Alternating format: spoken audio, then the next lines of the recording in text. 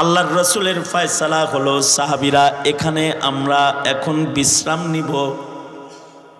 ফজরের ওক্ত হয়ে গেলে ফজরের নামাজ আমরা একসাথে জামাতে আদায় করব। ক্লান্ত মুজাহিদরা বিশ্রাম নিবি, তারপরে এখান থেকে আমরা ফজরের পরে আবার মদিনার দিকে পথ চলব। আল্লাহর রসুল হাদিসে আছে আল্লাহর রসুল সাহাবীদের নিয়ে ঘুমায় পড়লেন। অ্যালার্ম হিসাবে ফজরে জাগানোর জন্য বেলালরে বসাইলেন। আই বেলাল, তোমার ঘুম নাই, আমরা সব ঘুমাইলাম, তুমি আমাকে জাগাইবা। জি আল্লাহর নবী, আমি জাগায় দেব। বেলাল তো সারা জনম ঘুমন্ত মানুষদের জাগায়।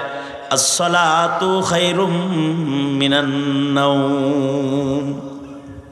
ফজরের আগে বেলাল মদিনার অলিতে গলিতে হাঁটে আর কয় আসসালাতু খায়রুম মিনান নাওম। আল্লাহ তার বন্ধুকে বলে, বন্ধু বেলালের এই কথাটাও আমার পছন্দ হয়ে গেছে, এটাকে ফজরের আজানে ঢুকায় দিতে কোন। এবার বেলাল চিৎকার করে যখন আজান দেয় তখনও বলে আসসালাতু খায়রুম মিনান নাওম, ঘুমের চেয়ে নামাজ ভালো, ওঠো ওঠো।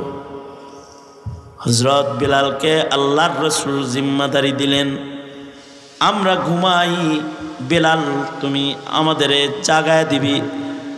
যে আল্লাহর নবী, আমি জাগায় দেব। কিন্তু নবী ঘুমাইছে, সাথীরা ঘুমাইছে, ক্লান্ত মুসাফিরের জামাত সব ঘুমাইছে, এমনকি হযরত বেলাল নিজেও ঘুমায় গেছে।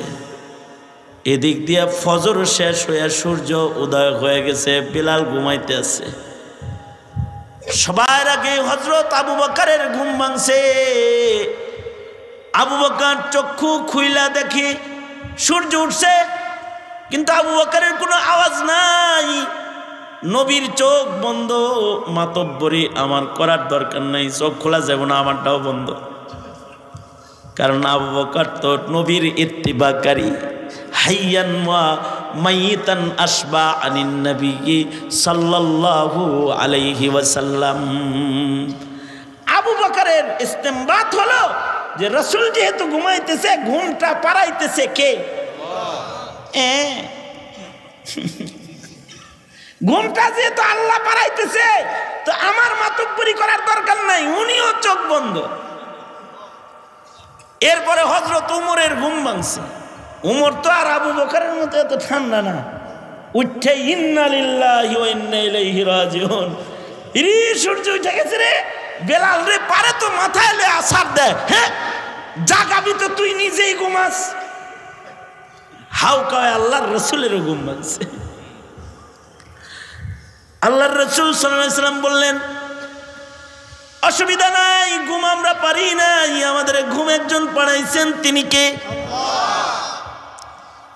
ওই যে লা ইউকাল্লিফুল্লাহু নাফসান ইল্লা ওয়াসাহা, বান্দার ইচ্ছা ছিল ইবাদত করবে, ইবাদতটা ছুটে গেছে নিজের ইচ্ছায় না, আল্লাহর ফয়সালার কারণে। কোনো কারণে উজরে মাকুলের কারণে যদি কোনো ইবাদত ছুটে যায় তাও গুনাহ নাই।